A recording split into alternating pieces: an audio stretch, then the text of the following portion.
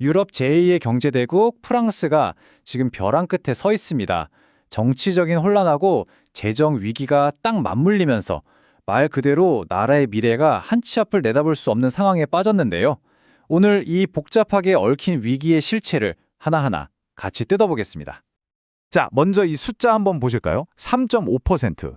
이게 뭐냐면요. 프랑스의 10년 만기 국채 금리예요. 근데 이게 왜 놀랍냐면 한때 유럽 재정 위기의 상징이었잖아요, 그리스.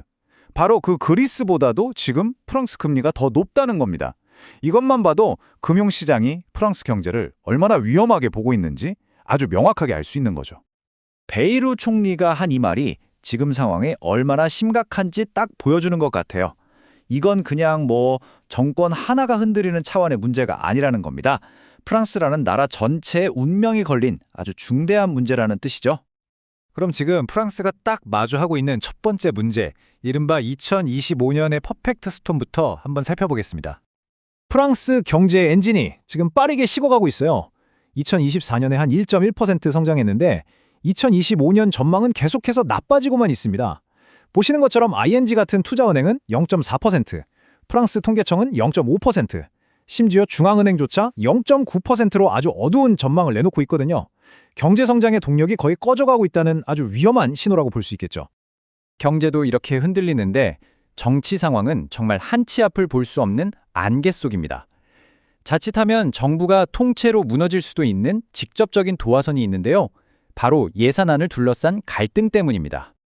이 갈등의 한 가운데에 바로 이 440억 유로, 우리 돈으로 하면 약 64조 원이나 되는 엄청난 규모의 긴축 예산안이 있습니다. 정부로서는 무너지는 재정을 바로잡기 위해서 대규모 지출 삭감이라는 카드를 꺼내둔 거죠. 근데요, 이 계획에 대한 정치권의 반발이 정말 상상을 초월합니다. 정부가 연금 인상 동결이나 심지어 공휴일 폐지 같은 아주 강력한 긴축안을 내놓으니까요. 좌파 우파 할 것 없이 모든 야당이 이참에 정부를 무너뜨리겠다면서 한 목소리로 반대하고 나선 겁니다. 이건 사실상 정치가 완전히 멈춰버린 거죠. 아니 그럼 정부는 왜 이렇게까지 엄청난 반발을 무릅쓰면서 이런 고통스러운 예산안을 밀어붙이는 걸까요?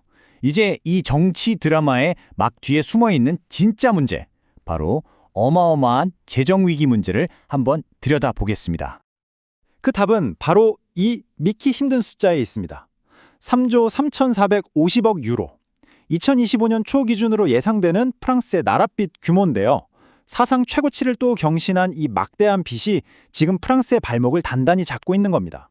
상황이 얼마나 심각한지는 재정 적자를 보면 더 확실해져요. 재정 적자라는 게 쉽게 말해서 한 해 동안 번 돈보다 쓴 돈이 더 많다는 거잖아요. 근데 프랑스가 GDP 대비 5.8%나 적자를 보고 있어요. 이게 어느 정도냐면 유럽연합이 이 정도는 지켜라 하고 정해놓은 기준이 3%거든요. 그걸 거의 2배나 뛰어넘는 어마어마한 수치인 거죠. 이 엄청난 빚, 이게 왜 문제일까요? 당연히 이자 때문입니다. 2025년 딱 한 해 동안 내야 할 이자만 무려 549억 유로, 우리 돈으로 약 80조 원에 달할 거라고 해요. 이 돈, 원래는 교육이나 복지, 국방 같은 데 써야 할 소중한 세금이잖아요? 그 돈이 그냥 이자로 다 빨려 들어가는 일종의 블랙홀이 되어버린 겁니다. 이걸 아주 간단하게 비유하면요. 국가부채는 딱 신용카드 빚 같은 거예요. 몇 년 동안 계속 수입보다 지출이 많은 생활을 한 거죠. 그러다 보니까 이제는 원금은 고사하고 불어난 이자 갚는 것조차 너무너무 벅찬 그런 상황까지 와버린 겁니다. 자, 그럼 이제 가장 근본적인 질문으로 한번 들어가 보죠. 도대체 프랑스는 어쩌다가 이렇게 엄청난 빚더미에 올라앉게 된 걸까요? 그 뿌리를 파고 들어가 보면 수십 년 동안 쌓여온 경쟁력 약화라는 아주 구조적인 문제가 자리 잡고 있습니다. 사실 이 문제는 어제 오늘 갑자기 생긴 게 아니에요. 지금 이 위기의 신호들은 이미 10여 년 전부터 아주 뚜렷하게 나타나고 있었거든요. 오래된 자료들이 그걸 똑똑히 보여주고 있죠. 프랑스 경제의 구조적인 문제를 보여주는 첫 번째 증거, 바로 기업의 수익성입니다. 이 그래프에서 제일 아래 파란 선이 프랑스인데요. 보시면 아시겠지만 수십 년 동안 독일 같은 다른 유럽 경쟁국들에 비해서 수익성이 눈에 띄게 낮았다는 걸 바로 알 수 있죠. 그럼 수익성은 도대체 왜 이렇게 낮았을까요?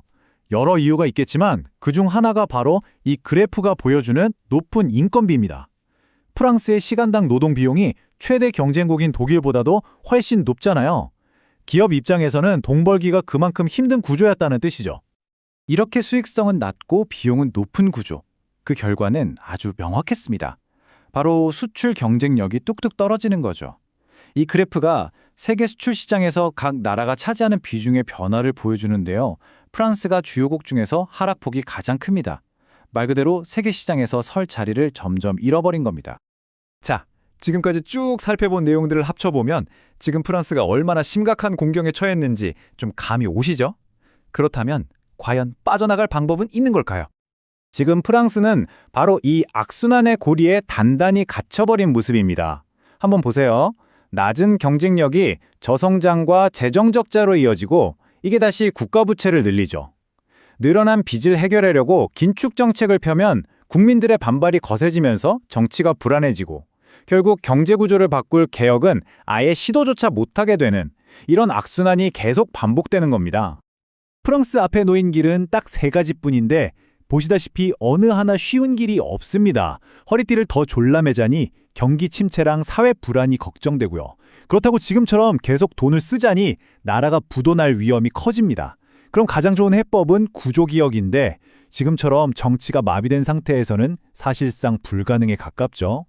결국 모든 것은 이 질문 하나로 모아집니다. 정치가 완전히 멈춰버린 이 상황에서 과연 프랑스는 미래를 위해 지금 당장 해야만 하는 고통스럽지만 피할 수는 없는 이 어려운 선택을 과연 해낼 수 있을까요? 아마 그 답을 찾기 전까지 프랑스의 위기는 계속될 것 같습니다.